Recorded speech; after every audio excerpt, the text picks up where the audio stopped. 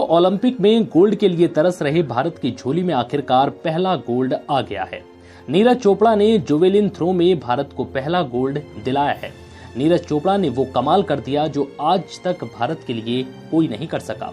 नीरज ने 87.58 का कभी ना भुला पाने वाला थ्रो लगाकर भारत के लिए गोल्ड मेडल जीता।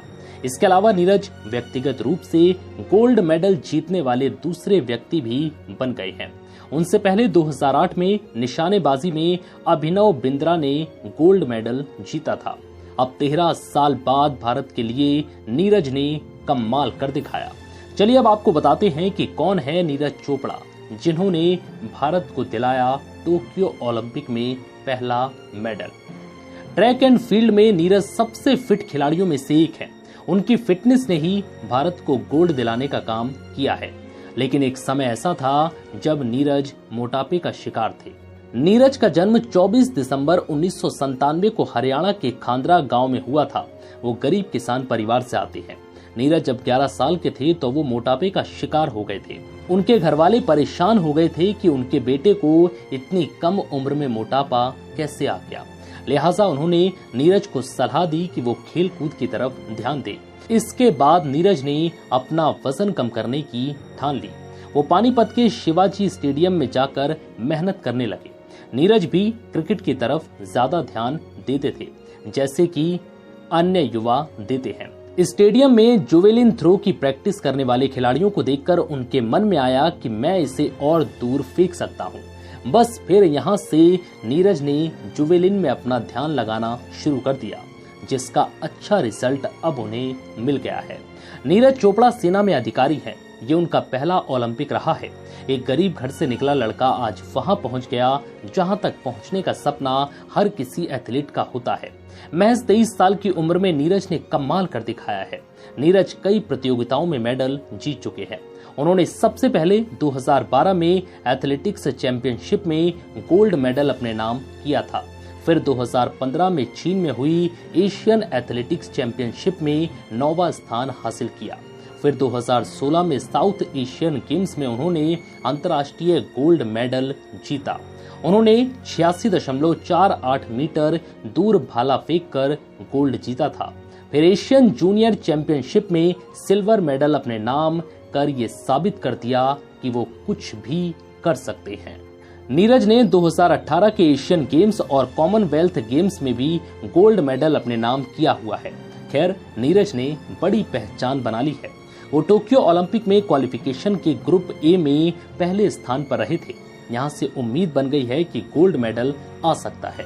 ग्रुप ए क्वालिफिकेशन राउंड के अपने पहले ही प्रयास में उन्होंने 86.65 मीटर का थ्रो फेंका था। अब 87.58 मीटर का थ्रो फेंकते हुए उन्होंने गोल्ड मेडल जीतकर इतिहास। हरियाणा के जेवलिन थ्रोअर नीरज चोपड़ा ने टोक्यो ओलंपिक में गोल्ड मेडल जीतकर इतिहास रच दिया है। वो टोक्यो ओलंपिक में भारत की झोली में गोल्ड डालने वाले पहले एथलीट है। इसके अलावा नीरज चोपड़ा ओलंपिक में ट्रैक एंड फील्ड में गोल्ड जीतने वाले भारत के पहले एथलीट बन गए हैं। गोल्ड मेडल जीतने के बाद हरियाणा सरकार ने नीरज चोपड़ा पर इनामों की बौछार कर दी है। हरियाणा सरकार की ओर से नीरज चोपड़ा को 6 करोड़ रुपए देने का ऐलान किया गया है।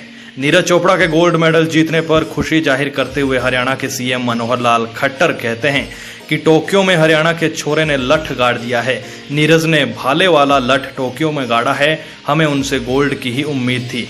उन्हें 6 करोड़ रुपए के साथ साथ 1 लाख नौकरी और 50% छूट पर मकान भी दिया जाएगा। आपको बता दें कि भारत के लिए आखिरी गोल्ड 2008 बीजिंग ओलंपिक में भारतीय शूटर अभिनव बिंद्रा ने जीता था। खुशी जाहिर करते हुए आदिल सुमेरवाला भी के अलावा खुशी पूरा भारत वापस आएंगे तो 13 तारीख को हम लोग इसका एक जश्न मनाएंगे। वास्तव में जैसे कहते हैं ना, टोक्यो में हरियाणा के छोरे ने लठ गाड़ दिया और लठ क्या भाले वाला लठ गाड़ा। वापस आएंगे तो 13 तारीख को हम लोग इसका एक जश्न मनाएंगे। वास्तव में जैसे कहते हैं ना, टोक्यो में हरियाणा के छोरे ने लठ गाड़ दिया और लठ क्या भाले वाला लठ गाड़ा।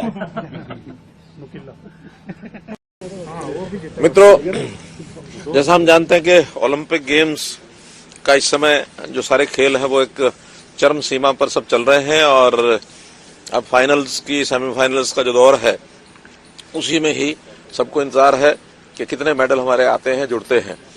मुझे बड़ी खुशी है आपको बताते हुए कि आज अभी बजरंग पूनिया जो कांस्य मेडल के लिए जिसका अभी खेल पूरा हुआ है और उसने उस मेडल को जीत लिया है और बहुत अच्छे प्रकार से वो खेला है। तो इस प्रकार से अपने देश के इस समय तक कुल 6 मेडल हो गए हैं, 2 सिल्वर और 4 कांस्य। और स्वाभाविक है हरियाणा का योगदान इसमें सर्वाधिक है। हरियाणा के हमारे खिलाड़ी भी 120 में से 30 खिलाड़ी हरियाणा से गए हुए हैं और अभी भी और स्कोप है, हमें कुछ मेडल और भी मिलेंगे।